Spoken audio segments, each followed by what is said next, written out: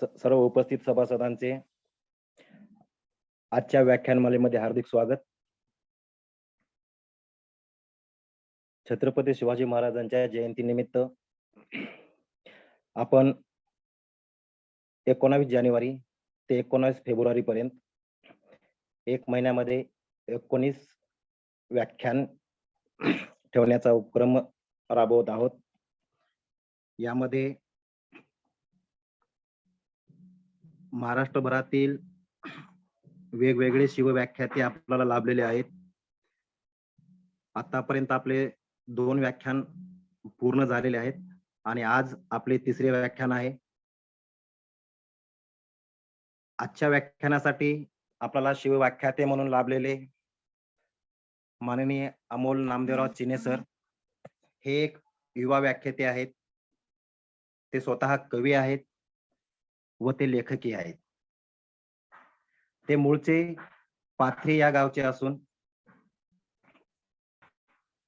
त्यांचं शिक्षण MSc झालेलं आहे वनस्पती शास्त्रामध्ये आणि सध्याला शेती हा व्यवसाय ते करतात. तर चिने सरांनी आजपर्यंत शिवचरित्र व इतर सामाजिक विषयावर 30 पेक्षा जास्त व्याख्याने आणि अभ्यासपूर्ण व्याख्याने महाराष्ट्रातील विविध ठिकाणी दिलेली आहेत.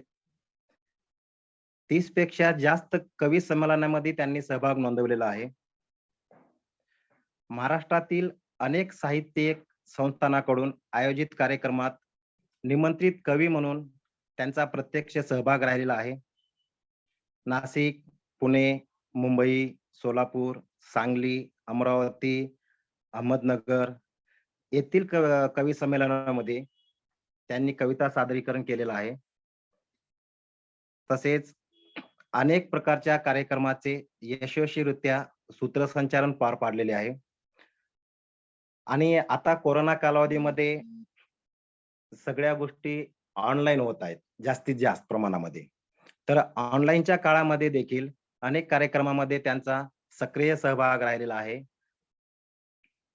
तसेच आपले केंद्रीय क्रीडा व युवा मंत्रालय भारत सरकार व सावित्रीबाई फुले पुणे विद्यापीठ यांच्या आयोजित राष्ट्रीय युवा महोत्सव 2019 मध्ये अहमदनगर जिल्हा युवा संसदेत त्यांची निवड महिला सक्षमीकरण आणि जागतिक स्तरावर आर्थिक गुन्हेगार विषयी भारत सरकारचे कायदे या दोन्ही विषयावरती अहमदनगर जिल्हा युवा संसदेमध्ये परखडपणे भाषण यांनी केलेली आहेत. अनेक राज्यस्तरीय वक्तृत्व स्पर्धा, काव्य स्पर्धांचे प्रथम क्रमांकाचे पारितोषिक सरांनी पटकावलेले आहेत. तसेच महाराष्ट्रातील अनेक नामवंत वृत्तपत्रामध्ये आपल्या दिवाळी अंकामध्ये यांच्या कविता प्रकाशित झालेल्या आहेत. त्यासोबतच आविष्कार फाउंडेशन इंडिया कोल्हापूर यांचा 2021 चा राज्यस्तरीय युवा साहित्य रत्न गौरव पुरस्काराने सरांना सन्मानित करण्यात आलेला आहे. यासोबतच अनेक धार्मिक, साहित्यिक, सांस्कृतिक व सामाजिक उपक्रमामध्ये सरांचा सक्रिय सहभाग राहिलेला आहे. आणि ग्रामीण जीवनावरील एका कादंबरीचे लिखाण सध्याला त्यांचे सुरू असून आजपर्यंत अनेक कविता लिहिलेल्या असून लवकरच त्यांचे हे कवितेचे व कादंबरीच्या या साहित्याचे प्रकाशित करण्याचा त्यांचा मानस आहे. तर असे आजचे शिवव्याख्याते आपल्याला लाभलेले आहेत. तर आज आपण त्यांच्या तोंडून शिवाजी महाराज समजून घेणार आहोत. तर मी अमोल चिने सरांना विनंती करतो की यापुढे कार्यक्रमाचे सूत्र आपण आपल्या हाती घ्यावेत. माननीय अमोल चिने सर. सर आवाज येतोय का माझा? हॅलो. हो सर. हो येतोय सर. सर व्हिडिओ पण ऑन करा सर आपला. हा व्हिडिओ चालू केलाय मी. सर्वांना नमस्कार. धन्यवाद सूर्यवंशी सर, धन्यवाद चंदन शिवे सर. आजच्या या कार्यक्रमासाठी मला आपण या ठिकाणी निमंत्रित केलं आणि शिवजन्मोत्सवानिमित्त सुरू असलेल्या आपल्या या संघटनेमार्फत जो काही आजचा महिनाभर आपला हा उपक्रम सुरू राहणार आहे त्याचं 3रं पुष्प गुंफण्याची संधी आपण या ठिकाणी मला दिली. आजच्या कार्यक्रमासाठी उपस्थित असलेले माननीय प्रदीपजी पोळ सर, त्याचबरोबर उपस्थित महाराष्ट्रातील आपण सर्व संस्थांमधील सर्व शासकीय अधिकारी कर्मचारी, सर्वांना सर्वप्रथम नमस्कार करतो. ज्यांनी या महाराष्ट्राला प्रबोधनाचं सिंचन केलं ते राष्ट्रसंत तुकाराम महाराज, जिच्या कुशीमध्ये या महाराष्ट्राचं नेतृत्व घडलं आणि वाढलं. ते या विश्वातलं सर्वात आदर्श मातृत्व म्हणजेच राष्ट्रमाता राजमाता जिजाऊ, ज्यांनी आपल्या सर्वांना स्वतःची अस्मिता आणि अस्तित्वाचा शोध दिला, ते राजे शिवछत्रपती, या महाराष्ट्राचा सर्वप्रथम युवराज, धर्मपंडित, संस्कृत पंडित, शूरवीर छत्रपती संभाजी महाराज. लाख मेले तरी चालतील पण लाखांचा पोशिंदा हा जगलाच पाहिजे, याच भावनेनं छत्रपती शिवाजी महाराज असतील, छत्रपती संभाजी महाराज असतील, यांच्या हाताला हात देऊन खांद्याला खांदा देऊन उभे राहिलेले तानाजी बाजी, मोरारबाजी सारखे सर्वच मावळे, या मातीला स्वातंत्र्य मिळवून देण्यासाठी ज्यांनी ज्यांनी आपलं रक्त या मातीमध्ये सांडलं, ते ज्ञात अज्ञात सर्वच क्रांतिकारक. पाल्या पाचोळ्यासारखं नका जगू, वाघासारखं जगा. ज्यांनी समाजाला ग्रामगीतेमधून पूर्णत्वाची शिकवण दिली, ते राष्ट्रसंत तुकडोजी महाराज. हातामध्ये एक झाडू, हातामध्ये गाडगं घेऊन गावोगावी जे गेले, आपल्या प्रबोधन केलं, आपल्या कीर्तनांमधून गावोगावांची स्वच्छता केली आणि त्याचबरोबर माणसांची मन सुद्धा स्वच्छ करण्याचं काम ज्यांनी केलं, ते राष्ट्रसंत गाडगे महाराज. आपल्या साहित्यामधून समाजातली अंधश्रद्धा दूर झाली पाहिजे आणि शेवटपर्यंत आपला समाज हा पुढे गेला पाहिजे, या भावनेनं आपल्या साहित्यामधून समाजातली अंधश्रद्धा दूर करण्याचं ज्यांनी काम केलं, ते साहित्यरत्न अण्णाभाऊ साठे. आदिवासींचे खऱ्या अर्थानं नायक ज्यांना म्हणता येईल, आदिवासी क्रांती सूर्य बिरसा मुंडा आणि सर्वच ज्यांनी ज्यांनी या मातीला स्वातंत्र्य मिळवून देण्यासाठी आपलं रक्त सांडलं, ते सर्वच ज्ञात अज्ञात क्रांतिकारक. आणि या सर्वांच्याच स्वप्नांना भारतीय राज्यघटनेमध्ये समाविष्ट करून तुम्हाला आम्हाला गुलामीची जाणीव करून देणारे विश्वरत्न, बुद्धिरत्न, भारतरत्न डॉक्टर बाबासाहेब आंबेडकर, या सर्वांना मी प्रथमतः अभिवादन करतो आणि माझ्या भाषणाला खऱ्या अर्थाने या ठिकाणी सुरुवात करतो. खर तर शासकीय अधिकारी आणि कर्मचारी, बहुउद्देशीय संघटना, महाराष्ट्र राज्य यांच्या वतीनं शिवजन्मोत्सव 19 जानेवारी ते 19 फेब्रुवारी 2022 आयोजित या व्याख्यानाचं तिसरं पुष्प गुंफण्याची या ठिकाणी मला संधी दिली, त्याबद्दल पुन्हा एकदा आपले धन्यवाद व्यक्त करतो. उपस्थित सर्वांनाही पुन्हा एकदा या ठिकाणी नमस्कार करतो. खर तर आजच्या या वीरचंद्र गुप्त तो फिरून आज आठवू, वीरता शिवाजींची नसा नसात साठवू, यज्ञकुंड पेटले प्रचंड हे सबवती, दृष्ट शत्रू मारुनी तयात देवा होती, दिव्य ही परंपरा अखंड चालवू चला, देवभूमी ही अजिंक्य जगी दाखवू चला, एक संघ होऊन लढू चला, लढू चला. आणि मला वाटतं की आपल्या त्या संस्थेचा लोगो आहे की खऱ्या अर्थानं शिका, संघटित व्हा. आणि मला वाटतं की शिकून खऱ्या अर्थानं आपल्याला हे लढलं पाहिजे. आणि आज या निमित्तानं आपल्या समोर आपण दिलेला हा विषय मांडतोय की छत्रपती शिवाजी महाराजांची स्वराज्य संकल्पना. मी तर खऱ्या अर्थानं म्हणेल छत्रपती शिवाजी महाराजांची स्वराज्य संकल्पना म्हणण्यापेक्षा छत्रपती शिवाजी महाराजांची स्वराज्य रणनीती असं मी म्हणेल, कारण छत्रपती शिवाजी महाराजांची ही स्वराज्य संकल्पना नाही म्हणता येणार. कारण छत्रपती शिवाजी महाराजांनी जरी स्वराज्य स्थापन केलेलं असलं तरी महाराजांनी हे स्वराज्य उभं करावं हे स्वप्न खऱ्या अर्थानं मला वाटतं की शहाजी महाराजांनी बघितलं आणि मग ते पूर्णत्वात खऱ्या अर्थानं छत्रपती शिवाजी महाराजांनी आणलं. आणि माँसाहेब जिजाऊंनी छोटे असणाऱ्या शिवबाला सांगितलं की शिवबा, ही रयत अंधारात आहे, या रयतेच्या दुःखावरती तुला फुंकर घालायची आहे. आणि छोटा असणारा शिवबा त्या क्षणी उभा राहिला आणि म्हणाला, माँसाहेब, मी निर्माण करील या महाराष्ट्राच्या मातीमध्ये शेतकऱ्यांचं, कष्टकऱ्यांचं, कामकऱ्यांचं राज्य. आणि खऱ्या अर्थानं मग या महाराष्ट्राच्या मातीमध्ये शिवराज्य उभं राहिलं. पण मला वाटतं की शिवाजी महाराजांची स्वराज्याची संकल्पना, शिवाजी महाराजांचा जन्म झाल्यापासून तर स्वराज्य स्थापन करेपर्यंत म्हणजे 6 जून 1674 पर्यंतचा प्रवास आपण त्याला म्हणू शकतो, ती संकल्पना आणि रणनीती असू शकेल कदाचित.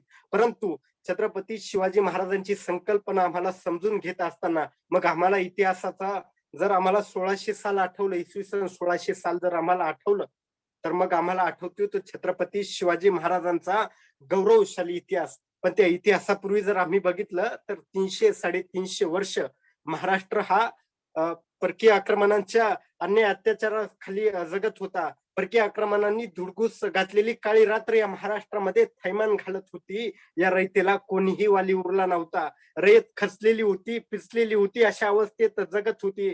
सूर्योदयापासून सूर्यास्तापर्यंत आणि सूर्यास्तापासून सूर्योदयापर्यंत जनता झगडत होती, राबत होती, अन्याय अत्याचार सहन करत होती. परकीय आक्रमणांनी धुडगूस घातलेली काळी रात्र या महाराष्ट्रामध्ये थैमान घालत होती आणि अशातच एक रणमर्द वाघीण वाट बघत होती या महाराष्ट्राला तेजाळून टाकणाऱ्या, उजाळून टाकणाऱ्या तेजस्वी सूर्याची.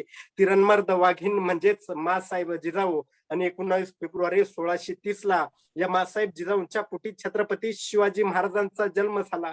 अरे महाराष्ट्राची वसुंधरा सुद्धा सुचली होती राजांचा चरण स्पर्श करण्यासाठी. सह्याद्रीचा ऊर सुद्धा अभिमानानं भरून आला होता. आणि मग छत्रपती शिवाजी महाराजांच्या आगमनानं, छत्रपती शिवाजी महाराजांच्या जन्मानं, छत्रपती शिवाजी महाराजांच्या त्या नेतृत्व बघून जनता आनंदून गेली आणि म्हणायला लागली की किसी के पेट में से पाप पैदा होता था तो किसी के पेट में से साप पैदा होता था. किसी के पेट में से पाप पैदा होता था तो किसी के पेट में से साप पैदा होता था.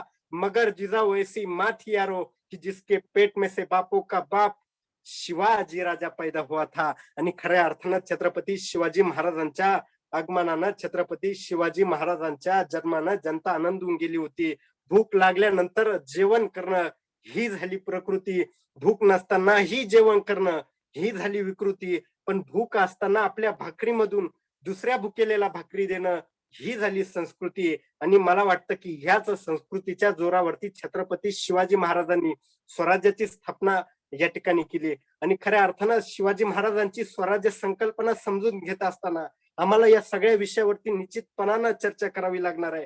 कारण छत्रपती शिवाजी महाराजांनी आपल्या 12 मावळगडातील मावळ्यांच्या सोबतीनं आणि खऱ्या अर्थानं रायरेश्वराच्या मंदिरामध्ये 16व्या वर्षी स्वराज्य स्थापनेची प्रतिज्ञा केली. रायरेश्वराच्या त्या मंदिरामध्ये स्वराज्य स्थापनेची छत्रपती शिवाजी महाराजांनी या ठिकाणी खऱ्या अर्थानं प्रतिज्ञा केली. आणि मग रायरेश्वराच्या मंदिरामध्ये प्रतिज्ञा करत असताना शिवाजी महाराजांनी आपलं रक्त त्या महादेवाच्या, स्वयंभू महादेवाच्या पिंडीवरती आपलं रक्त सांडलं. आज जर आम्ही बघितलं तर निवडून येण्यासाठी महादेवाच्या पिंडीवरती दुधाचा अभिषेक करणारे आम्ही अनेक जण बघतो. पण खऱ्या अर्थानं या मातीमध्ये शेतकऱ्याचं, कष्टकऱ्याचं, काम करायचं शिवराज्य, स्वराज्य उभं राहिलं पाहिजे. यासाठी छत्रपती शिवाजी महाराजच असे राजे होऊन गेले की ज्यांनी यासाठी स्वतःच्या रक्ताचा अभिषेक सुद्धा महादेवाच्या पिंडीवरती केला. आणि खऱ्या अर्थानं मग ते स्वराज्य उभं राहिलं. आणि माँसाहेब जिजाऊंनी सांगितलं, शिवबा अरे ही रयत अंधारात आहे, या रयतेच्या दुःखावरती तुला फुंकर घालायची आहे. छोटा असणारा शिवबा त्या क्षणी उभा राहिला, म्हणाला, माँसाहेब मी निर्माण करेल या महाराष्ट्राच्या मातीमध्ये शेतकऱ्यांचं, कष्टकऱ्यांचं, कामकऱ्यांचं राज्य. आणि खऱ्या अर्थानं या महाराष्ट्राच्या मातीमध्ये शेतकऱ्यांचं, कष्टकऱ्यांचं, कामकऱ्यांचं जगातलं सर्वात प्रतिष्ठित समजलं जाणारं हिंदवी स्वराज्य उभं राहिलं.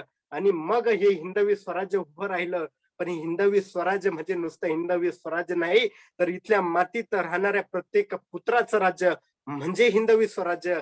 इथल्या मातीत राहणाऱ्या प्रत्येक माणसाला वाटलं पाहिजे की हे स्वराज्य राजांनी माझ्यासाठी स्थापन केलेलं आहे. आणि मग खऱ्या अर्थानं जनतेच्या जगण्याला खऱ्या अर्थानं उत्साह आला. इथल्या मातीत राहणाऱ्या प्रत्येक पुत्रासाठी स्थापन केलेलं हे शिवराज्य उभं करत असताना छत्रपती शिवाजी महाराजांनी इथल्या आर्थिक, धार्मिक, राजकीय, सांस्कृतिक, शैक्षणिक या सगळ्याही क्षेत्रातील गुलामगिरी मोडून काढली. आणि छत्रपती शिवाजी महाराज या रयतेचे खऱ्या अर्थानं राजे झाले. आणि 6 जून 1674 ला छत्रपती शिवाजी महाराजांनी आपला राज्याभिषेक करून घेतला रायगडावरती.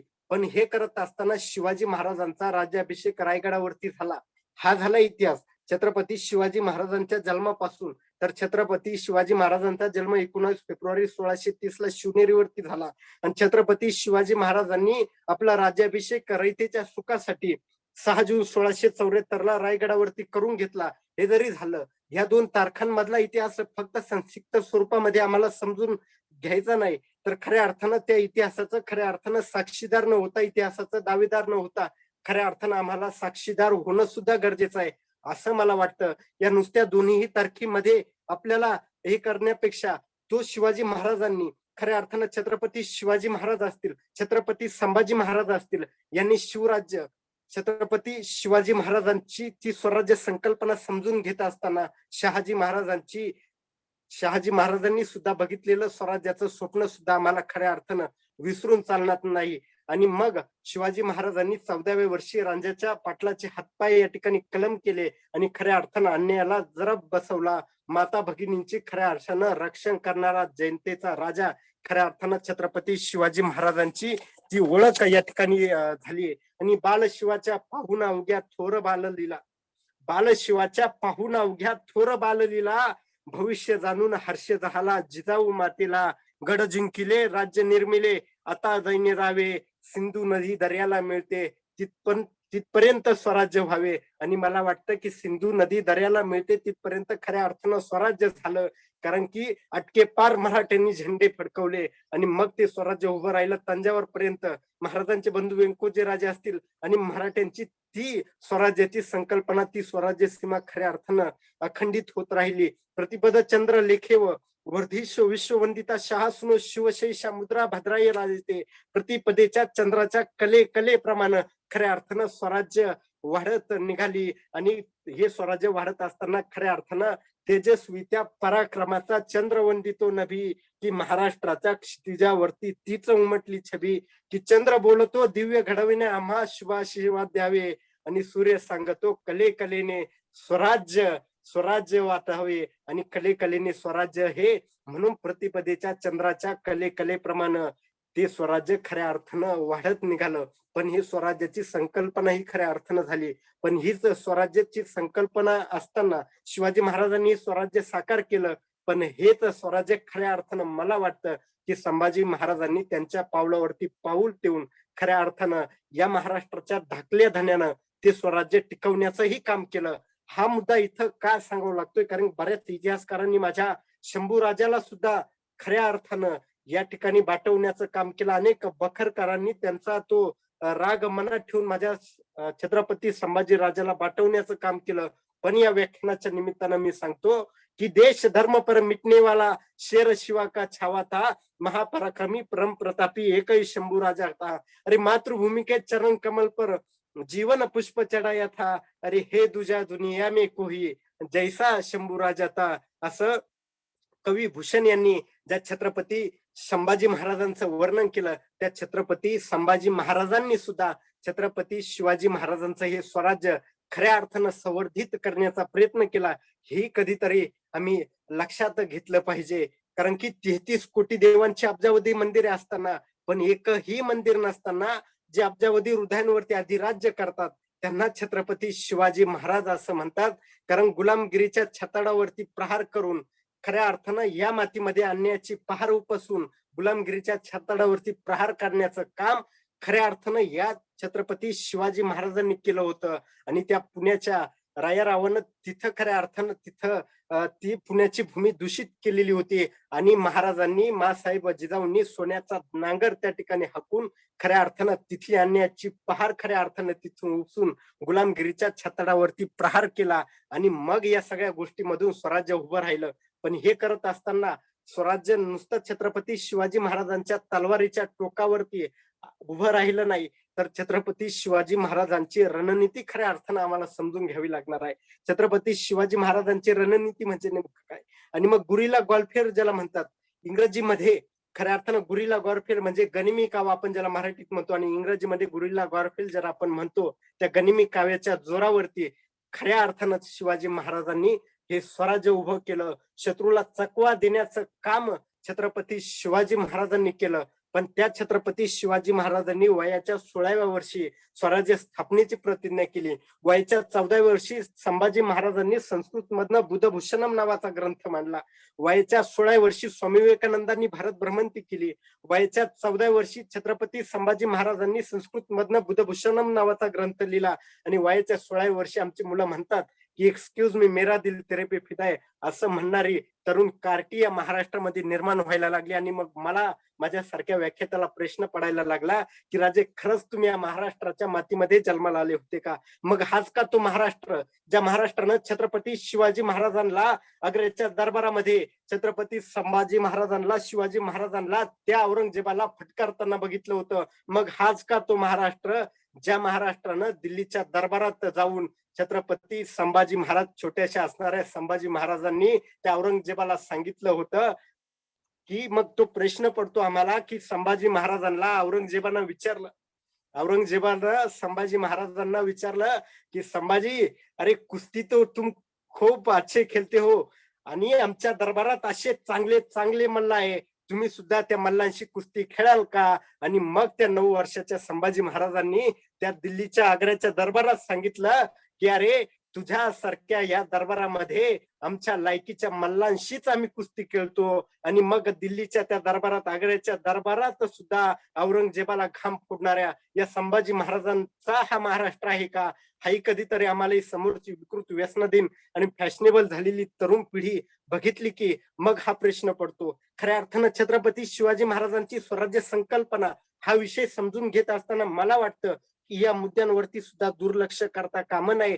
कारण की त्या विषयावरती बोलत असताना समोर समाजामध्ये काय काय नेमक्या घटना घडत आहेत आणि मग आमचा इतिहास, शिवाजी महाराज, संभाजी महाराजांचा आणि इथून पाठीमागा आमचा पूर्वजांचा इतिहास समजून घेत असताना आम्ही त्या दिशेवरती चालतो का, हेही कुठेतरी मला वाटतं की महाराष्ट्रातील ह्या शिवव्याख्याते असतील, इतर सामाजिक विषयावरती बोलणाऱ्या व्याख्यात्यांचं खऱ्या अर्थानं काम आहे की त्यांनी या विषयावरती सुद्धा बोललं पाहिजे. आणि मग महाराजांनी उभं केलेलं स्वराज्य खऱ्या अर्थानं आम्ही या ठिकाणी उभं केलेलं स्वराज्य खऱ्या अर्थाने आम्ही टिकवतो का, हे कुठंतरी आम्ही लक्षात घेतलं पाहिजे. आणि मग महाराजांच्या हिंदवी स्वराज्य उभं राहत असताना आणि मग रायगडावरती राजधानीचा गड बांधण्यासाठी आम्हाला मग महाराजांच्या सगळ्याच शिलेदारांची आठवण येते. आणि मग आम्हाला आठवतात की हिरोजी इंदलकर ज्यांनी राजधानीचा गड बांधून काढला. आणि महाराजांनी, म्हणजे मला हे उदाहरण का सांगावं लागतंय, स्वराज्याची संकल्पना पूर्ण होत असताना ती स्वराज्याची संकल्पना शिवाजी महाराजांची होती, पण या सगळ्या गोष्टी याकरता सांगाव्या लागत आहे की तेव्हाचा आणि आताच्या काळामध्ये नेमका फरक काय झालेला आहे हे कुठंतरी आम्हाला लक्षात घ्यावं लागणार आहे. आणि मग हिरोजी इंदुरकरांना महाराजांनी सांगितलं, आजही रायगडावरती जर गेलं, जगदीश्वराच्या मंदिरात ज्यावेळेस आम्ही तिथे जातो त्या पायरीवरती लिहिलेलं असतं, तिथं आजही त्या पायरीवरती लिहिलेलं आहे की सेवेठाई तत्पर हिराजी इंदुलकर. आणि मग त्या हिरोजी इंदलकरांनी खऱ्या अर्थानं स्वराज्याचा गड बांधून काढला. राजे स्वारीवरती गेले होते आणि खऱ्या अर्थानं स्वारीवरती गेल्या असताना महाराजांनी सांगितलं की, हिरोजी, मला ह्या राजधानीचा गड आपल्याला या रायगडावरती बांधायचा आहे आणि मग या रायगडाची ती राजधानी अतिशय उत्तम सुसज्ज अशी झाली पाहिजे, यासाठी बांधकाम प्रमुख म्हणून मी तुम्हाला या ठिकाणी नेमतो. आणि मग हिरोजींवरती महाराजांनी जबाबदारी टाकली आणि महाराज स्वारीवरती निघून गेले. आणि मग त्यावेळेस एक गोष्ट घडली की मग महाराजांनी सांगितलेलं आहे की शिवाजी महाराजांनी आता सांगितलं की रायगड आता एकदम सुसज्ज बांधून झाला पाहिजे, सुंदर झाला पाहिजे. आणि मग त्याच दृष्टीनं बांधकाम प्रमुख असणारे हिरोजींनी ते बांधण्याला सुरुवात केली. आणि त्यावेळेस हिरोजींकडे असणारा महाराजांनी दिलेला सगळा पैसा त्यावेळेस खर्ची झाला. आणि त्यावेळेस त्या हिरोजींना प्रश्न पडला की आता काय करावं नेमकं. त्यावेळेस त्या हिरोजीने एक काम केलं, स्वतःचा राहता वाडा जमीन सगळं विकलं, सगळा प्रपंच यावर त्यावेळेस त्यांचा प्रपंच म्हणजे रस्त्यावरती खऱ्या अर्थानं प्रपंच आला. आणि ते करत असताना महाराजांना त्यांना दाखवून द्यायचं होतं की खऱ्या अर्थानं छत्रपती शिवाजी महाराजांना त्यांना दाखवून द्यायचं होतं की ती बांधिलकी, खऱ्या अर्थानं स्वराज्य नुसतं तलवारीच्या टोकावरती महाराज उभं राहिलं नाही, तर आमच्या विश्वासावरती तुम्ही हे स्वराज्य उभं केलं ना, मग आम्ही तुम्हाला दाखवून देतो. त्या हिरोजींनी स्वतःचा संसार त्यावेळेस रस्त्यावरती आणला आणि तो रायगड, राजधानीचा गड खऱ्या अर्थानं बांधून काढला. आणि शिवाजी महाराज रायगडावरती आले आणि तो स्वराज्याचा, राजधानीचा गड सुसज्ज ज्यावेळेस बघितला, त्यावेळेस राजांच्या लक्षात आलं की या हिरोजींनी पैसा संपल्यानंतर स्वतःचा राहता वाडा जमीन सगळं विकलं आणि पत्नीला घेऊन मुलाबाळांसह रायगडावरती झोपडी बांधून राहून या माणसानं राजधानीचा गड खऱ्या अर्थानं बांधून काढला. आणि मग याच महाराजांना वाटलं की राज्याभिषेकाच्या वेळी ह्या हिरोजींचा खऱ्या अर्थानं सत्कार करावा. त्यावेळेस या हिरोजींना महाराजांनी विचारलं, हिरोजी इंदुरकरांना, की महाराजांनी विचारलं की हिरोजी तुम्ही राजधानीचा गड बांधून काढलेला आहे, तुम्हाला काय हवं ते मागा. त्यावेळेस हिरोजी म्हणाले, राजा अहो संपूर्ण स्वराज्य तुम्ही आमच्या पदरात टाकलं, या उपर आम्हाला काय पाहिजे. त्यावेळेस राजे म्हणाले, नाही हिरोजी तुम्ही काहीतरी मागितलंच पाहिजे. त्या राजांच्या विनंतीला, छत्रपती शिवाजी महाराजांच्या विनंतीला हिरोजींना नाही म्हणता आलं नाही.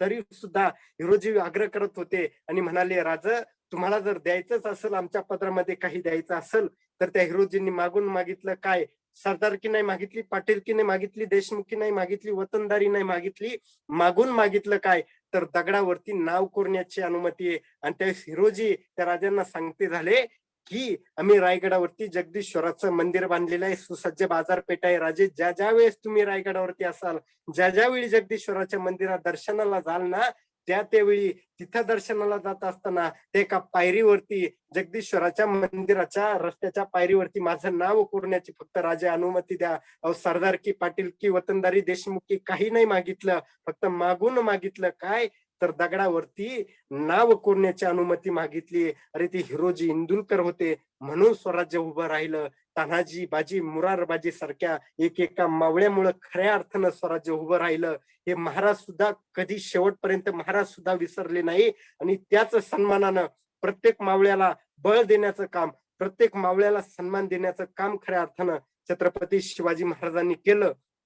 आणि मग हिरोजी इंदुरकरांनी तर फक्त दगडावरती नाव कोरण्याची अनुमती मागितली. आणि मग मला वाटतं की ती तेव्हाची स्वराज्य संकल्पना आणि आत्ताच आमचं चाललेलं, आपण म्हणतो की राज्यकर्ते म्हणतात की हे महाराजांचं स्वराज्य आहे, पण मग आत्ताचे बांधकाम प्रमुख आम्हाला समजून घेत असताना ती किती विसंगती आम्हाला जाणवते हे सांगण्याची गरज नाही. आणि मग शिवाजी महाराजांनी स्वराज्य उभं केलं, पण त्यावेळेस वतनदारी म्हणजे जी संकल्पना होती की तिथल्या देशमुख पाटलांना वतन द्यावं लागायचं. आणि खऱ्या अर्थानं मग महाराजांच्या लक्षात आलं की गोरगरीब, गायगरीब जनता या ठिकाणी चिरडली जाते, आणि मग तिथं त्या जनतेचं मोठ्या प्रमाणात नुकसान होतंय. आणि माँसाहेब जिजाऊंनी त्यावेळेस खऱ्या अर्थानं पहिली सहकारी पतसंस्था त्यावेळेस स्थापन केली.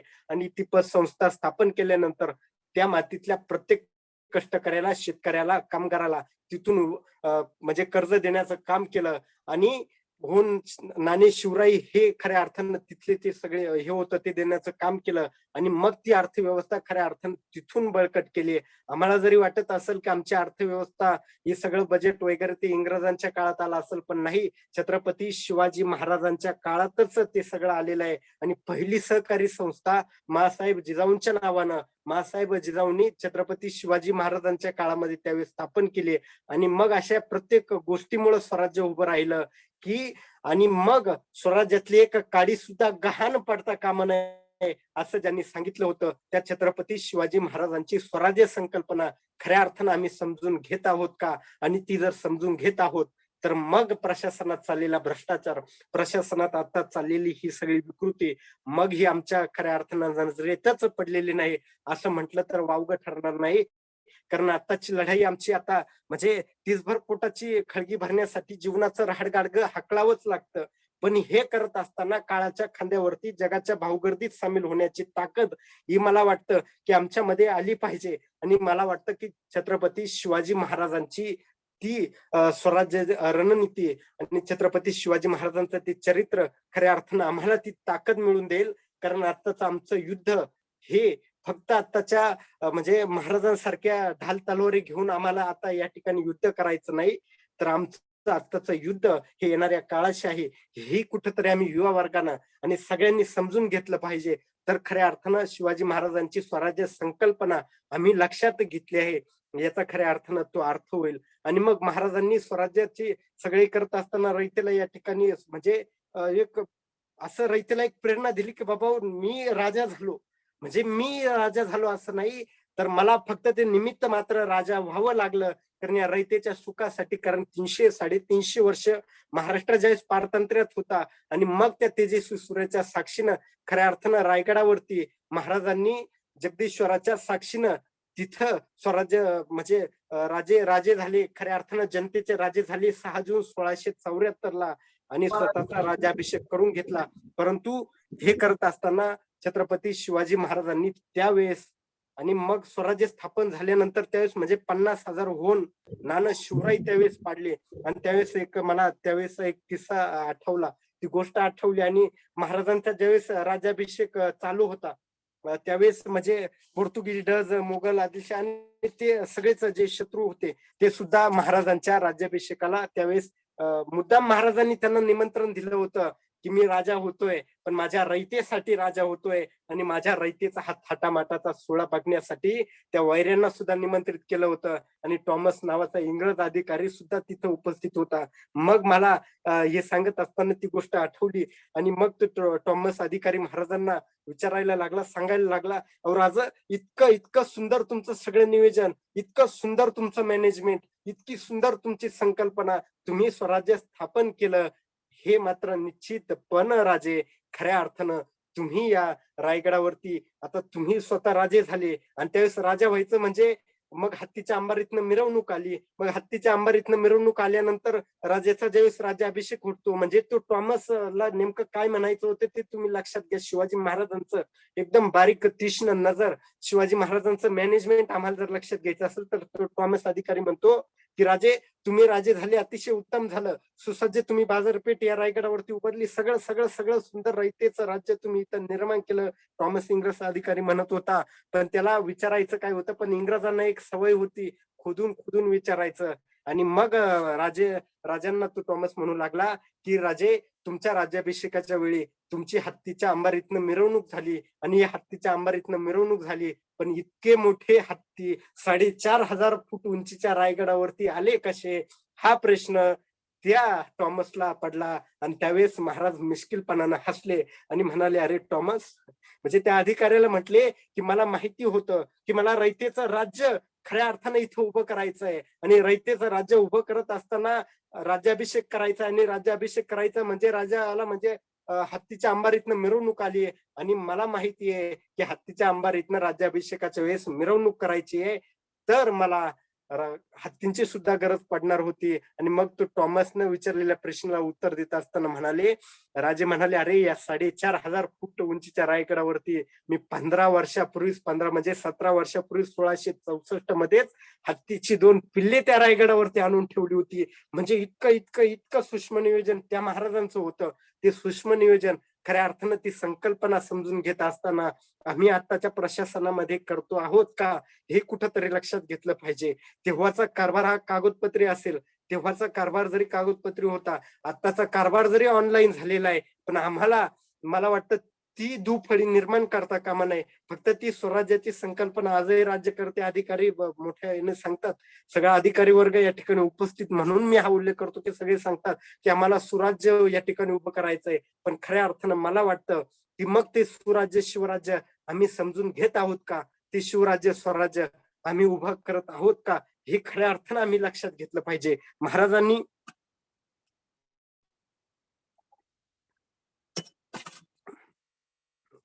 स्वराज्य उभं करत असताना इथल्या शेतकऱ्याला पहिल्यांदा महाराजांनी अग्रस्थानी मानलं. कारण की शेतकऱ्याची पोरं, मावळ मातीतली 12 बलुतेदारांची पोरं महाराजांच्या सोबतीनं होते. आणि म्हणून महाराजांनी पहिल्यांदा अग्रस्थानी इथल्या शेतकऱ्याला घेतलं.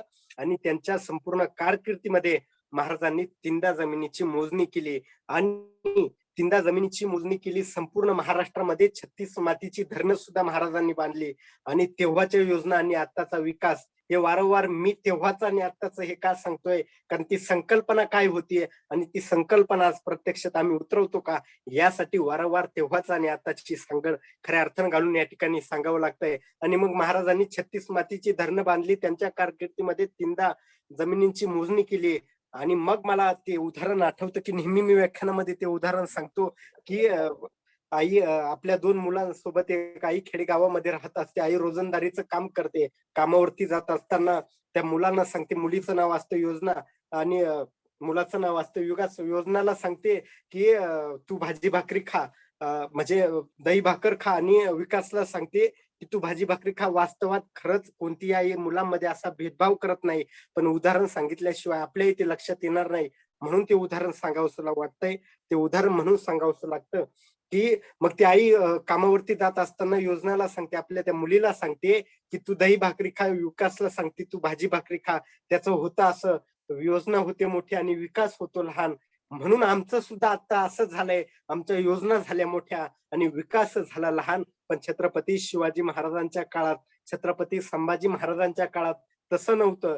त्यांच्या योजनाही मोठ्या होत्या आणि बरोबर आहे. विकासही मोठा होत्या आणि खऱ्या अर्थानं आपल्याला ते आता समजून घ्यावं लागणार आहे आणि मग ती संकल्पना आमच्या लक्षात येईल. योजना आणि विकास ही सांगड खऱ्या अर्थानं घालावी लागणार आहे. पण महाराजांनी पहिल्यांदा सांगितलं की बाबा तुम्ही पुढे जात असताना इतरांनाही पुढे नेलं पाहिजे आणि मग ह्या सगळ्या गोष्टी समजून घेत असताना मुळात शिवाजी महाराजांचा उद्देश काय होता स्वराज्य संकल्पनेमागचा हे लक्षात घेत असताना स्वराज्य संकल्पनेचा मूळ उद्देश आम्हाला जर लक्षात घ्यायचा असेल तर मग आम्हाला महाराजांनी स्वधर्म पहिल्यांदा महाराजांना वाटत होतं की स्वधर्म टिकला पाहिजे. स्वधर्म म्हणजे नुसता हिंदू धर्म नाही. महाराजांनी इथला धर्म टिकवणं म्हणजे आपलं कार्य इथं टिकलं पाहिजे. हिंदू धर्म तर टिकलाच पाहिजे, पण हे करत असताना महाराजांनी इतर धर्मांचा सुद्धा त्याच ताकदीनं या ठिकाणी म्हणजे रक्षण केलेलं आहे. कारण या भूमंडळाच्या ठाई धर्मरक्षी ऐसा नाही, महाराष्ट्र धर्म राहिला महाराज तुम्हा कारणे. अहो महाराज, तुम्ही या महाराष्ट्रामध्ये जन्माला आले नसते तर या महाराष्ट्रामध्ये महाराष्ट्र धर्म राहिला नसता. तो महाराष्ट्र धर्म टिकवण्याचं काम खऱ्या अर्थानं छत्रपती शिवाजी महाराजांनी केलं. त्यांच्या पावलावरती पाऊल ठेवून छत्रपती संभाजी महाराजांनी केलं. हे कुठंतरी आम्ही लक्षात घेतलं पाहिजे. आणि मग खऱ्या अर्थानं पहिलं उद्देश महाराजांचं होतं की ते स्वतंत्र राज्य आणि त्यानंतर स्वधर्म. स्वतंत्र राज्य म्हणजे 300-350 वर्ष महाराष्ट्र म्हणजे देवगिरीची सत्ता मराठ्यांची गेल्यानंतर त्यानंतर महाराष्ट्र पारतंत्र्यामध्ये होता आणि मग स्वतंत्र राज्य आपलं झालं पाहिजे. मोगलशाही, पोर्तुगीजशाही, डच, इंग्रज, फ्रेंच, आदिलशाही या सगळ्या सत्तांशी तोंड देत खऱ्या अर्थानं छत्रपती शिवाजी महाराज जगत होते. त्या काळी तलवारी तर सगळ्यांच्याच हातात होत्या, बळ सगळ्यांच्याच मनगटात होतं, पण स्वराज्य स्थापनेची इच्छा ही फक्त महाराजांच्या मनामध्ये होती आणि ती स्वराज्य स्थापनेची इच्छा महाराजांनी पूर्ण केली. पण माँसाहेब जिजाऊंची स्वराज्याची ती संकल्पना पूर्ण होत असताना ती तपश्चर्या ही खऱ्या अर्थानं आम्हाला विसरून चालणार नाही. आणि मग ती जिजाऊ समजून घेत असताना आताची जिजाऊ माता सुद्धा आम्हाला समजून घ्यावं लागणार आहे. काही दिवसांपूर्वी नाशिकच्या रस्त्यावर जात होतो अभ्यासिकेमध्ये आणि मग सकाळी जात असताना एका इमारतीवरती एक माता माऊली वरती उभी होती आणि खाली दूधवाला दादा एक उभा होता आणि त्या माऊलीनं वरून दोरी म्हणजे दोरी सोडली, त्या दोरीला पिशवी टांगलेली होती. त्या पिशवीमध्ये ती माऊली त्या दूधवाल्या दादाकडून म्हणजे त्या पिशवीमध्ये दूध घेऊन वरती इमारतीवरती ओढत होती. आणि मग मला आमची हिरकणी माझी माँसाहेब जिजाऊ आठवली आणि गोपनारी हिरकणी त्यावेळेस आठवली. आणि आत्ताची ते म्हणजे मला हे सगळं का सांगावं लागतंय, ही संकल्पना समजून घेत असताना वारंवार मी तेच सांगतोय की तेव्हाची आणि आताची नेमकी परिस्थिती काय झालेली आहे. आणि मग ती माऊली 3ऱ्या मजल्यावरून दूधवाल्या दादाकडून त्या पिशवीनं दूध वरती दोरीनं ओढून घेत होती. पण मग मला इथं माझी गोपनारी हिरकणी जणी गडा गेली, दूध घाला या परत जणी निघाली, पाय थ्याशी ते वटसे तिचे गाव, दूध घाला या परत जणी घेई फार धाव. आणि मग मला तिथं ते हिरकणी बुरुज सुद्धा त्यावेळेस आठवलं. आणि मग महाराजांनी रायगडावरती जर आज विषय निघाला म्हणून सांगतो, रायगडावरती जर कधी गेला तर ते हिरकणी बुरुज सुद्धा पण तिथं बघावं. हिरकणीनं की अजूनही ऐकू येते कथा तिथल्या हिरकणी बुरुजाची. आणि ती बाजारपेठ असेल ते सगळं सुसज्ज बघितल्यानंतर महाराजांचं म्हणजे इतकं आत्ताचे बांधकाम प्रमुख सगळे हँग होऊन जातील मी तर म्हणतो. त्यांची बुद्धी म्हणजे बंद पडेल. इतकं काटेकोरपणाचं इतकं म्हणजे ज्वलंत मॅनेजमेंट जर आम्ही बघितली महाराजांची, त्या सगळ्या गोष्टी आम्हाला समजून घ्याव्या लागतील. आणि मग महाराजांची मॅनेजमेंट ही संकल्पना जर बघायची असेल तर मग आम्हाला अफजल खानाच्या ज्यावेळेस छत्रपती शिवाजी महाराजांनी 10 नोव्हेंबर 1659 ला वध केला त्यावेळेस सुद्धा महाराजांची संकल्पना आम्हाला त्या उदाहरणामधून कशी लक्षात येते. कारण की मग रायगड प्रतापगडावरती महाराजांनी 10 नोव्हेंबर 1659 ला वध केला अफजल खानाचा. आणि अफजल खानाच्या वधाच्या वेळी त्या 10 नोव्हेंबरला ती भेट तिथं रायगडावरती प्रतापगडावरती घेण्यासाठी तीच जागा का निवडली, 12 वाजेचाच टायमिंग का निवडला. आणि मग आपल्या सोबत ते विश्वासू जीवा मला असेल ते साथीदार का घेतले, हे आम्ही खऱ्या अर्थानं ही संकल्पना आम्हाला स्वराज्याची तीच समजून घ्यावी लागणार आहे. कारण जीवन जगत असताना आम्हाला ती संकल्पना आम्हाला आमच्या जीवनामध्ये रोजच्या व्यवहारामध्ये अवलंबावी लागणार आहे. आणि मग त्या प्रतापगडाच्या भेटीच्या वेळेस छत्रपती शिवाजी महाराजांच्या सोबत जीवा महाला होता. आणि मग ते जेव्हा महालानं महाराजांना विचारलं की महाराज 12 वाजेचा टायमिंग आपण नेमका का निवडला? आणि त्यावेळेस महाराज सांगू लागले की अरे सुसज्ज शामियाना आम्ही प्रतापगडाच्या पायथ्याशी या ठिकाणी उभारला आणि मग शत्रूला आपल्याला भेटायला जायचंय. आणि मग शत्रूला भेटायला जात असताना महाराजांनी सांगितलं का 12 वाजेची वेळ का निवडली की 12 वाजेला बरोबर सूर्य माथ्यावरती असतो. आणि 12 वाजेला सूर्य माथ्यावरती असताना आपण प्रतापगडावरनं खाली जाणार आहे आणि तिथून अफजल खान आपल्याकडे बघणार आहे, सूर्य माथ्यावरती असतो. आणि त्या अफजल खानाची नजर त्या सूर्यावरती पडणार आहे. अहो छत्रपती शिवाजी महाराज सुद्धा सूर्य, त्या दोघही सूर्यांना बघून खऱ्या अर्थानं त्या अफजल खानाची नजर त्या ठिकाणी दिपणार आहे. म्हणून महाराजांनी 12 वाजेची वेळ निवडली. आणि सगळं सूर्याच्या प्रकाशामध्ये महाराजांनी तो शामियानेकडे सगळी नजर लावून महाराजांना त्या उजेडामध्ये सगळं वरून येताना सगळे हालचाल बारकाईनं दिसणार आहे, म्हणून ती 12 वाजेची वेळ निवडली. मला वाटतं की आपण जीवन जगत असताना ती संकल्पना, ती रणनीती, ती सगळं मॅनेजमेंट आम्हाला खऱ्या अर्थानं ते व्यवस्थापन समजूनच घ्यावं लागणार आहे. तर खऱ्या अर्थानं शिवाजी महाराजांची स्वराज्य संकल्पना आम्हाला समजली आहे असा त्याचा खऱ्या अर्थानं उद्देश होईल. आणि मग त्यावेळेस महाराजांनी अजून एक प्रसंग आहे, त्यावेळेस जीवा महालानं विचारलं, जीवा महालाला महाराजांनी विचारलं की जीवा तुझ्याकडे कैची आहे का? त्यावेळेस महाराजांना जीवा मला म्हणाला, अहो महाराज हातामध्ये वाघनखी घातलेली, चिलखत घातलेला आहे, तुमच्याकडे कटार आहे, तलवार आहे आणि मग कैची कशाला? त्यावेळेस महाराज म्हणाले, अरे जीवा दे रे, कैची पाहिजे आम्हाला. त्यावेळेस कैची दे रे असं म्हटल्यानंतर मग त्यावेळेस जीवा महालेला प्रश्न पडला की अरे कशासाठी तलवार घेतली, चिलखत घेतली, वाघनखे घेतली आणि मग कशासाठी कटार घेतली? त्यावेळेस महाराज म्हणाले, आमची दाढी बारीक कर जीवा, आमची दाढी इतकी बारीक कर की जर काही दगा फटका झाला तर तो अफजल खान आमच्या हातात यायला पाहिजे, पण आमची दाढी त्याच्या हातात जायला नको. म्हणजे इतकं बारीक नियोजन, म्हणजे काही जीवन जगत असताना आम्हालाही असा काही दगा फटका झाला नाही पाहिजे.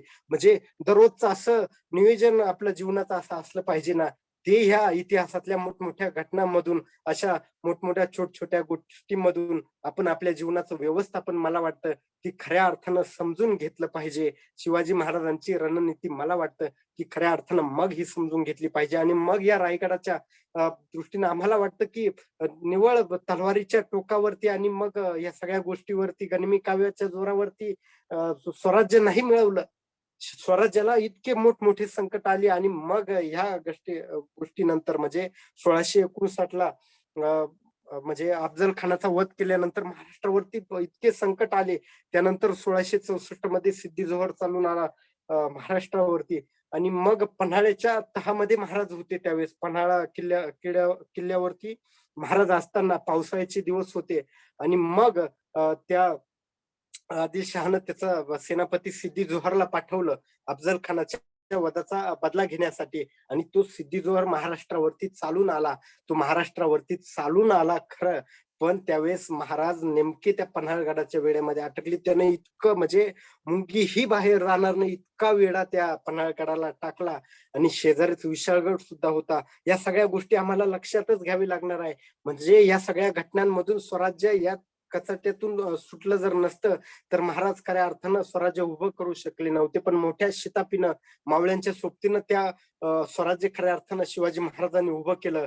आणि मग त्या पन्हाळगडावरती महाराज होते आणि शेजारचा विशाळगड सुद्धा होता. आणि मग त्या वेढा या ठिकाणी सिद्दी जोहरनं टाकला. त्याचा जावई सिद्दी मसूद त्या सिद्दी जोहर सोबत होता. पावसाचे दिवस होते. 1, 2, 3, 4, 6 महिने झाले. सिद्दी जोहर आता वेढा उठवायला तयार नाही, गडावरची रसद संपली. असं सगळं संपल्यानंतर सुद्धा महाराजांना वाटलं की आता सगळं काही संपण्यापेक्षा आता आपल्याला शेजारच्याच विशाळगडावरती आता जावं लागणार आहे पन्हाळगडावरून. आणि मग महाराजांनी एका भयानक रात्र खऱ्या अर्थानं छत्रपती शिवाजी महाराजांनी आणि म्हणजे एका भयान काळी रात्री शेजारच्याच विशाळगडावरती जाण्याची रणनीती महाराजांनी आखली. आणि शिवाजी महाराजांनी सगळे गुरिल्ला वॉरफेअर, गनिमी काव्याच्या जोरावरती जे जे युद्ध जिंकले, जे जे गड किल्ले महाराजांच्या मावळ्यांनी जिंकले, तर ते भयान अशा काळोख चिरत रात्रीच कोंढाण्याची लढाई जरी आम्ही बघितली, गड आला सिंह गेला आमचा तानाजी मालुसरे, ते सुद्धा रात्रीच्या अंधारामध्येच महाराजांनी तो गड किल्ला तो कोंढाणा गड त्यावेळी जिंकला होता.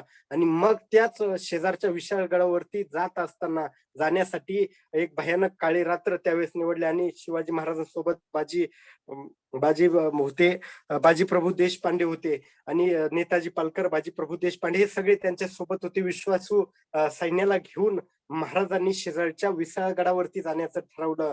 आणि मग सिद्दी जोहरचा जावई सिद्दी मसूदला ती किलबिल लागली की आता राजे ह्या पन्हाळ गडावरनं शेजारच्या विशाळ गडावरती जात आहे. आणि त्यावेळेस त्या काळोख चिरम भयान रात्री महाराज आपल्या साथीदारांसह निघाले, घोडखिंडीपर्यंत आले. आणि मग सिद्दी मसूदला त्यावेळेस कळालं की सिद्दी मसूदच्या लक्षात आलं की आता महाराज शेजारच्या विशाळ गडाकडे जाणार आहे. शेजारच्या विशाळ गडावरती जर गेले तर मग आपण आदिलशाहला, आपण सिद्दी जोहरला नेमकं सांगायचं का आता आपल्या तावडीतून सुटले नाही पाहिजे.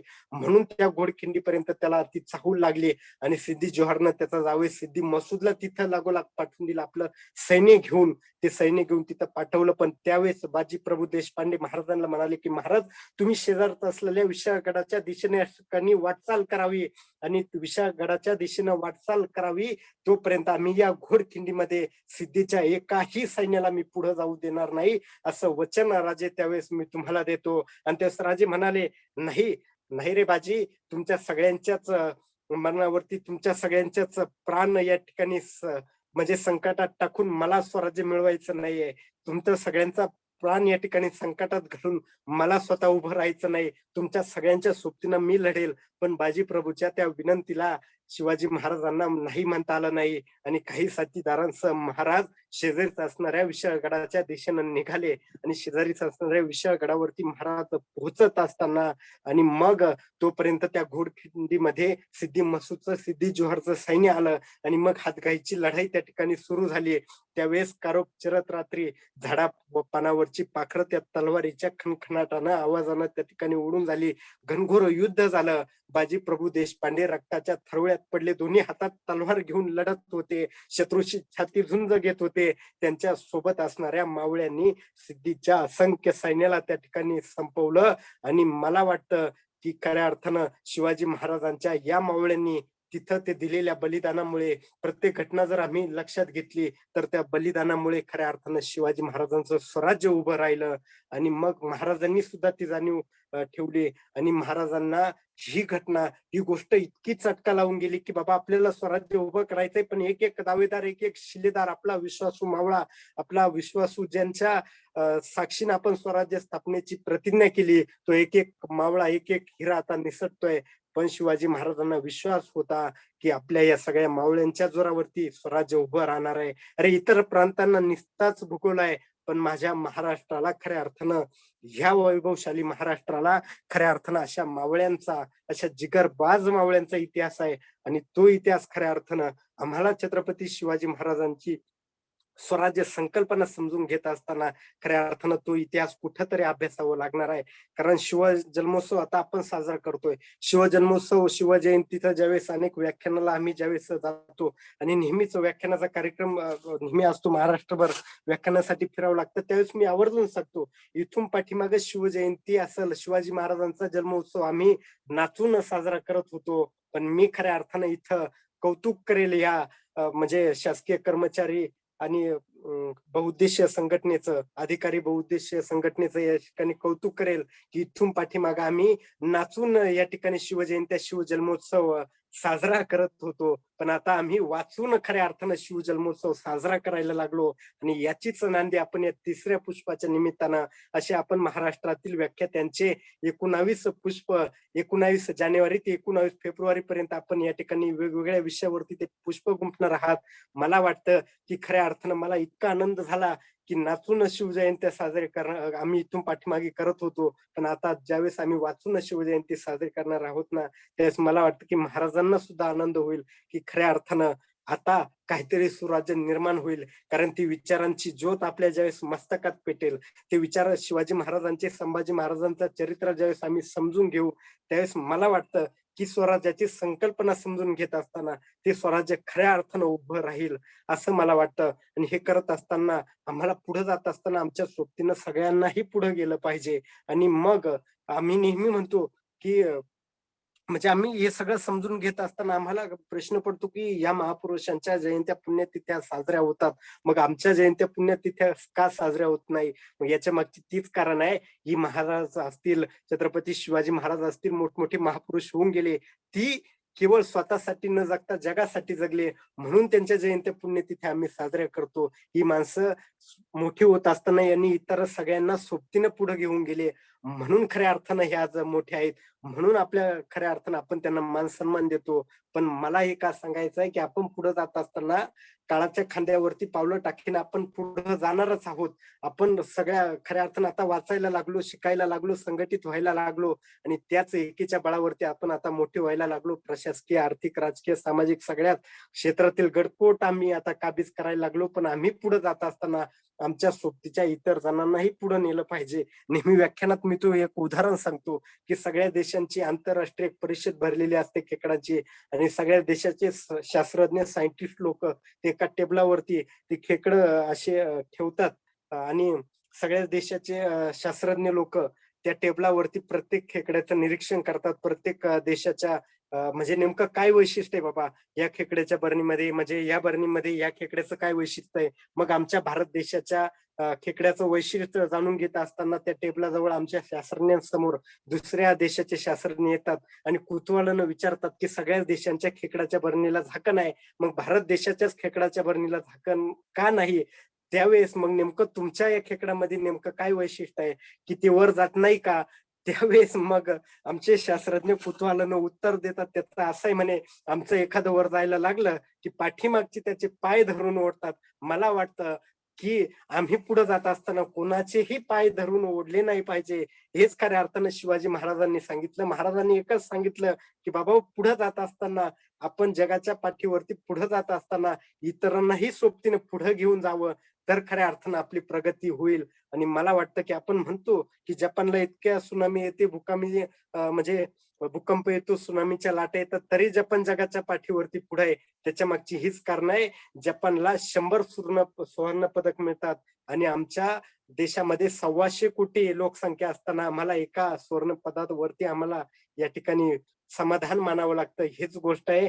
जपानला असेल अनेक प्रगत राष्ट्रांचा जर आम्ही विचार घेतला, तर आम्ही जर त्यांच्याकडे जर बघितलं, तर ते पुढे जात असताना महाराजांची रणनीती खऱ्या अर्थानं अवलंबतात. अमेरिकेनं सुद्धा त्यांच्या अभ्यासक्रमामध्ये तिथे एक म्हणजे शिवाजीचं मॅनेजमेंट गुरु हा इतिहास सुद्धा तिथे शिकवला जातो. आमचं शत्रू आम्ही ज्यांना मानतो त्या पाकिस्तानमध्ये सुद्धा महाराजांचा इतिहास शिकवला जातो. जपान असेल, अमेरिका असेल, फ्रान्स असेल, म्हणजे जेवढे प्रगत राष्ट्र आहे, कदाचित भारतही उद्या महासत्ता असेल. एपीजे अब्दुल कलामांनी स्वप्न बघितलं होतं, त्या पावलावरती आम्ही आहे आणि 100% भारत महासत्ता होणार आहे. परंतु हे सगळे राष्ट्र पुढे जाताना ह्या राष्ट्रप्रमुखांनी आता जर आम्ही त्यांच्या मुलाखती घेतल्या आणि त्यांना जर विचारलं, की महाराज तुम्हाला म्हणजे त्या अध्यक्षांना तिथल्या राष्ट्र अध्यक्ष असतील प्रत्येक देशाच्या प्रमुखांना जर विचारलं, की तुम्हाला शिवाजी महाराज कसे समजले? तर त्यावेळेस ते छोट्याशा याच्यातच उत्तर देतात. पण खऱ्या अर्थानं म्हणजे इतकं प्रगल्भ ते सांगतात, की आम्हाला शिवाजी महाराजांची युद्ध नीती, छत्रपती शिवाजी महाराजांची रणनीती, छत्रपती शिवाजी महाराजांचं व्यवस्थापन, छत्रपती शिवाजी महाराजांची संकल्पना आम्ही समजून घेतली.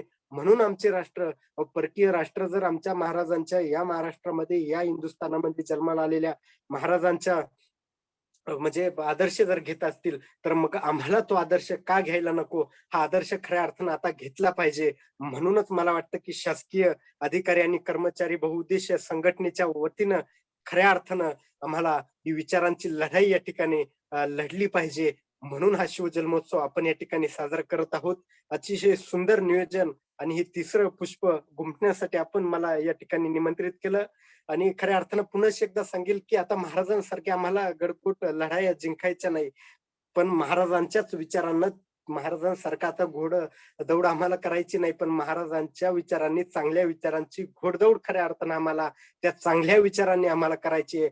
त्यासाठी राजकीय, धार्मिक, सांस्कृतिक सगळ्या क्षेत्रावरती आम्हाला शिवचरित्र वाचायचं आहे. नुसतं शिवचरित्र म्हणण्यापेक्षा सगळ्याच महापुरुषांची चरित्र वाचून आम्हाला खऱ्या अर्थानं शिकून आता संघटित आम्ही ज्या प्रकारे होतोय ना, पण संघटित व्हायचं म्हणजे नेमकं याच म्हणजे एका समुदायानं मोर्चा काढला म्हणून आपण मोर्चा काढायचा असं आपल्याला संघटित मुळीच व्हायचं नाही. मध्यंतरीच्या काळामध्ये महाराष्ट्रात अनेक मोर्चे होऊन गेले आणि ते वातावरण इतकं ढवळून गेलं पण मला हे इथं यासाठी उल्लेख करावा लागतोय की संघटित व्हा हे शब्द म्हणजे आम्हाला संघटित व्हायचंय.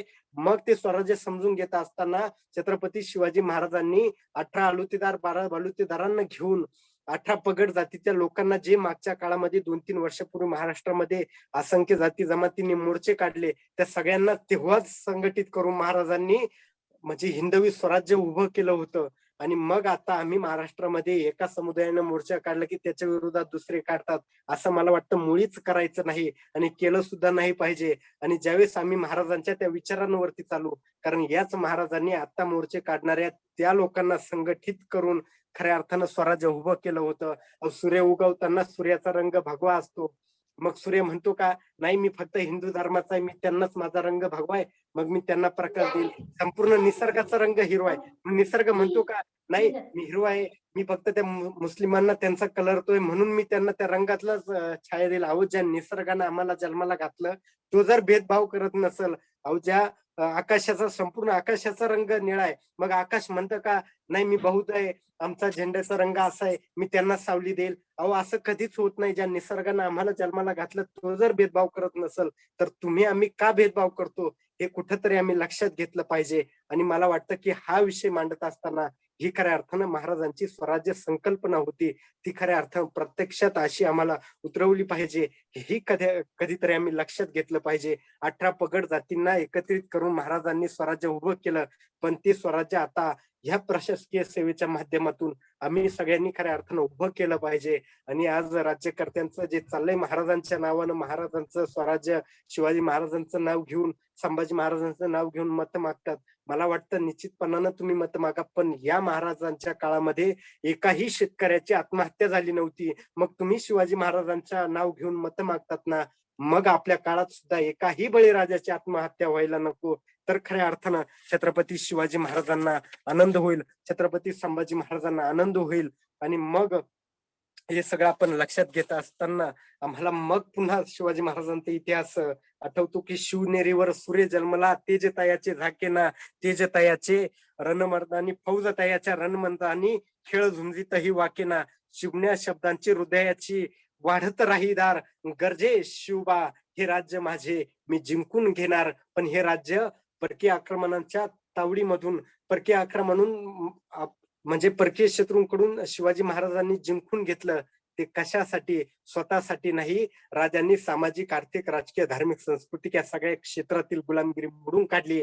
आणि 6 जून 1674 रायगडावरती 32 मनाच्या सोनेरी सिंहासनावरती छत्रपती शिवाजी महाराज खऱ्या अर्थानं आरूढ झाले. मराठ मुळी नौबत झाली हर्षाने बेभान, सप्त नद्यांचे जलस्वामींना घाली मंगल स्नान.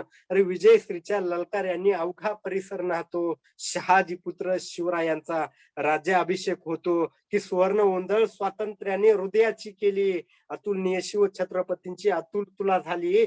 सुवर्ण लक्ष्मी तोलून धरते पराक्रमाचा भार, अगणित कंठातून राजांचा घुमतो जय जयकार. आणि तो तेव्हा घुमलेला जागर आजही जर मी म्हंटलो की छत्रपती शिवाजी महाराज की जय, आजही त्याच ताकदीनं तो जागर घुमेल. पण आज छत्रपती शिवाजी महाराज की म्हटलं की तरुणांच्या तोंडून दारू गुटख्याचा वास येतो. असं का व्हावं, असं का झालं, हेही कुठेतरी आम्हाला ही संकल्पना लक्षात घेत असताना हे कधीतरी आम्हाला लक्षातच घ्यावे लागणार आहे. आणि मग ती संकल्पना महाराजांचं स्वराज्य खऱ्या अर्थानं आम्ही उभं केलं. आणि पुन्हा ते महाराजांच्या स्वप्नातलं विचारांचं स्वराज्य खऱ्या अर्थानं इथं उभं राहिलं, हे निश्चितपणाने या ठिकाणी म्हणावं लागेल. आणि मग ते गडकोट आम्हाला या ठिकाणी प्रत्येक क्षेत्रातले काबीज करावे लागतील असं मला वाटतं. आणि ह्या व्याख्यानमालेचं शिवजन्मोत्सवाचं 19 जानेवारी ते 19 फेब्रुवारीचं ह्या संस्थेच्या वतीनं सुरू असलेले पुष्प गुंफण्याची 3रं पुष्प गुंफण्याची संधी या ठिकाणी मला दिली. आपण सर्वांनी गेला तासभर मला या ठिकाणी ऐकून घेतलं, त्याबद्दल सर्वांना खूप खूप धन्यवाद. खरं तर बोलण्यासारखं खूप आहे. अजूनही 2 वाजेची वेळ दिलेली आहे, तास 2 तास अजूनही पुरणार नाही. कारण की स्वराज्याची संकल्पना महाराजांची, महाराजांनी जवळजवळ 43 वर्षे इतकी हे करून स्वराज्य उभं केलं. ती स्वराज्याची संकल्पना 1 तासात मांडणं शक्य नाही. परंतु एका कार्यक्रमानिमित्त बाहेर जायचं असल्यामुळं जवळजवळ 1 तासातच आपल्या पुढे ती स्वराज्य संकल्पना त्या मुद्द्यांसह या ठिकाणी मांडली. काही चुकलं असेल माझं, मला या ठिकाणी पदरात द्यावं, जे बरोबर असेल ते आपलं आपण घ्यावं. आणि सर्वांना या ठिकाणी धन्यवाद.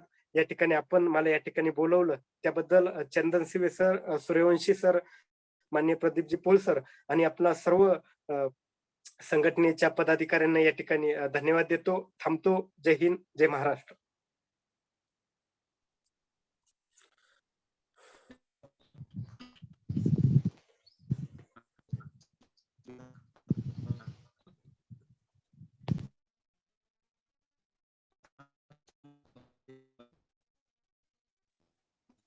सूर्यवंशी सर, आवाज ब्रेक होतोय तुमचा.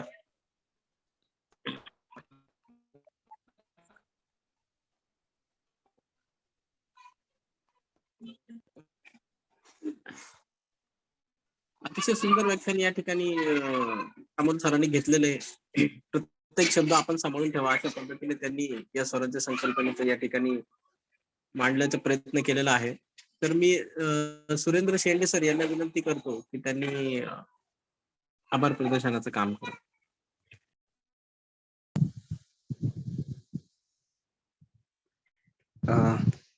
धन्यवाद सर. चंदन शिवे सर, आवाज येतोय माझा? हो, एकदम क्लिअर येतोय, बोला. हो हो. धन्यवाद सर. जरी काळोख्या वाटा तरी चालत सदैव जावे, जरी काळोख्या वाटा तरी चालत सदैव जावे, कार्यक्रमाच्या शेवटी या ओठावर आभाराचे गीत यावे, आभाराचे गीत यावे. आजच्या या शिवजयंती मासच्या निमित्ताने शासकीय अधिकारी व कर्मचारी बहुउद्देशीय संघटना महाराष्ट्र राज्य नाशिकच्या वतीने आयोजित शिवनीती व्याख्यानमालेचे तृतीय पुष्प गुंफण्यात आले आणि हे गुंफण्यासाठी सुमधुर आवाजाचे शिवव्याख्याते, कविवर्य, तरुण साहित्यिक आदरणीय श्री अमोल चिने सर यांनी छत्रपती शिवाजी महाराज यांची स्वराज्य संकल्पना या विषयावर सुरेख आणि अस्सल प्रखर भाषेमध्ये मनोगत व्यक्त करत असताना छत्रपती शिवाजी महाराज आणि स्वराज्याचे दुसरे छत्रपती संभाजी महाराज यांच्या कार्यकुशलतेसोबतच स्वराज्याची राजधानी बांधणारे हिरोजी इंदलकर, तसेच तान्हाजी, मुरारजी, बाजीप्रभू यांचे स्वराज्याविषयी असलेली अस्मिता मनोभावे सांगितली. तसेच छत्रपतींच्या स्वराज्यात असलेली राज्यकारभाराची पद्धत आजच्या प्रशासन व्यवस्थेमध्ये असली पाहिजे असाही आशावाद श्री अमोल चिने सर यांनी व्यक्त केला आहे. त्याबद्दल मी अमोल चिने सर यांचे शासकीय अधिकारी व कर्मचारी बहुउद्देशीय संघटना महाराष्ट्र राज्य नाशिक यांच्या वतीने कृतज्ञता व्यक्त करून आभार मानतो. तसेच आजच्या व्याख्यानमालेचे तृतीय पुष्प गुंफण्यासाठी जे जे हात पुढे सरसावले असतील त्या सर्व हातामध्ये बळ यावे याच्यासाठी त्या सर्व मान्यवरांचे आभार मानतो. तसेच आज श्रोते म्हणून उपस्थित असणाऱ्या सर्व श्रोता वर्गांचे ही मनपूर्वक आभार मानतो या ठिकाणी आणि आजचा कार्यक्रम संपला असे माननीय अध्यक्षांच्या वतीने जाहीर करतो. धन्यवाद.